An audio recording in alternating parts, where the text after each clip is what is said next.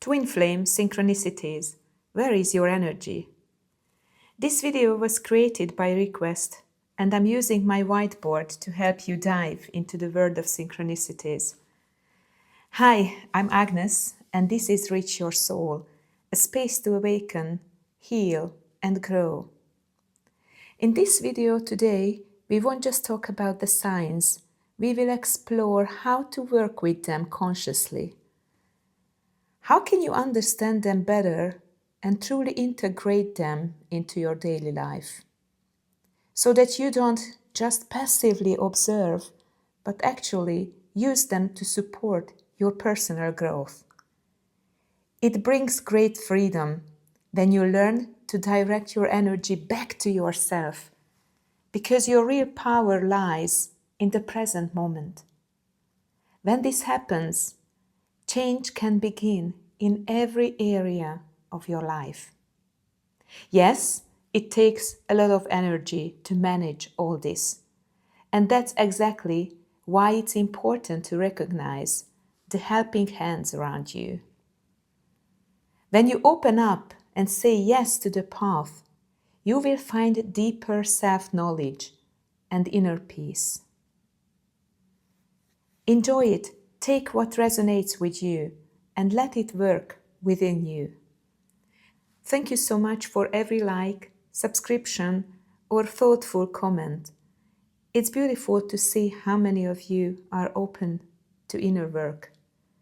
When you are not just waiting passively, but actively looking for answers, asking questions, and staying committed to your path. My 3-month transformational coaching program is now available, so you can book also individual coaching sessions whenever you need personal support. In addition, I offer standardized relaxation packages designed to assist you on the twin flame journey. And if you wish, I can also create personalized relaxation audios to help you integrate the changes and anchor your new self. You will find all these details in the video description and in the comment section. So, the word of signs and the real question, where is your energy going when you see the signs? Names, for example, is it always about them? When your twin flame's name keeps popping up in a book, an ad, on a bus, or a postcard, it can feel very special.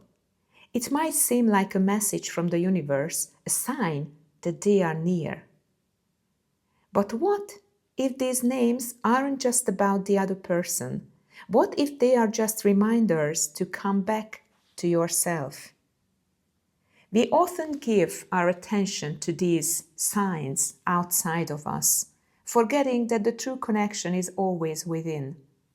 The name may be just a pointer, a signal to stay on your own path, because the most important relationship is always the one with your inner world. Songs, for example, messages in music. Music has a powerful way of reaching us. Sometimes we hear the same song again and again, and it feels like more than a coincidence. Songs often reflect what we are feeling inside, even if we are not fully aware of it. So what message could the song be sending to us? What emotions or memories does it stir in you? What inner topic is asking to be seen or healed? Music can bring you into harmony with yourself. And if you listen consciously, it can help you understand your own emotional world more deeply.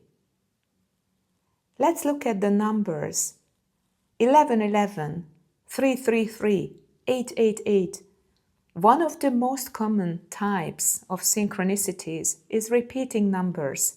At first, it seems random, but often the spiritual world communicates through numbers. And these numbers don't give answers, they ask questions. So when you see a synchronicity like 1111, pause and check in with yourself. What's happening in this moment? What do I feel? What might this number be showing me?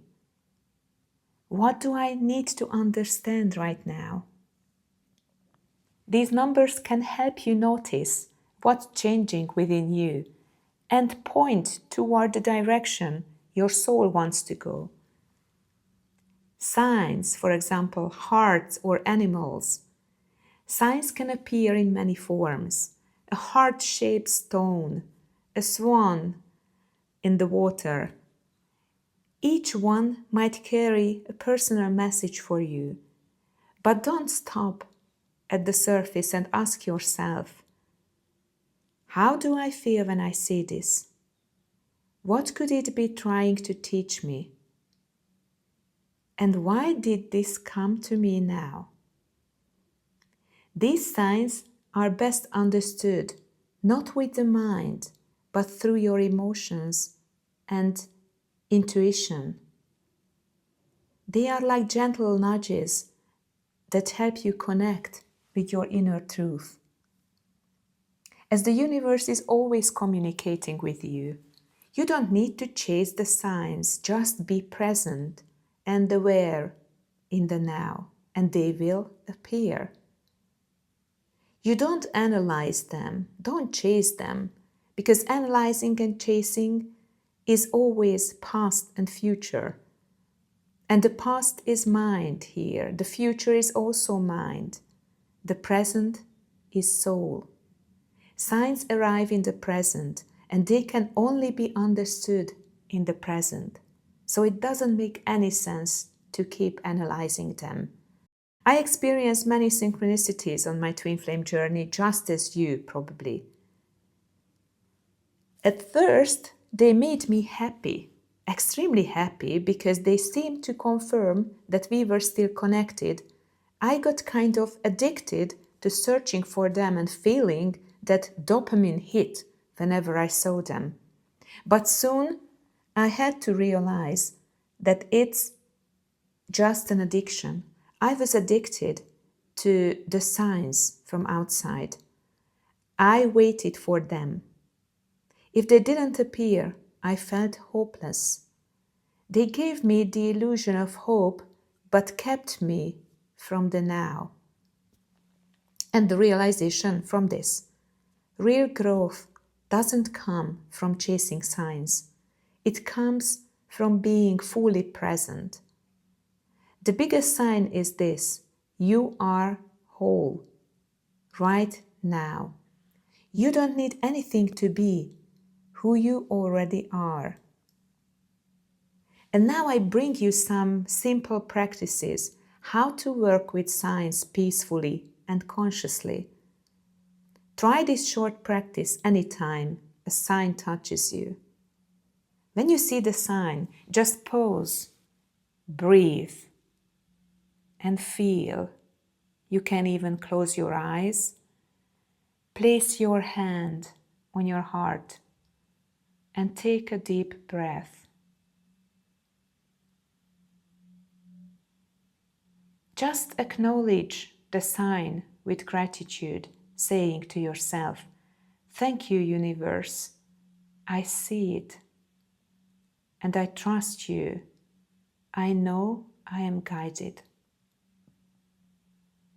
And you can ground yourself. Feel the ground under your feet, the weight of your body, and say, "I'm here. I'm present." And if pain comes up, just observe. Don't run away or analyze it. Don't bury it anymore. Let the feeling be there and ask yourself, what is this emotion showing me now? Because synchronicities are not goals. They are not proof of where you are in your connection.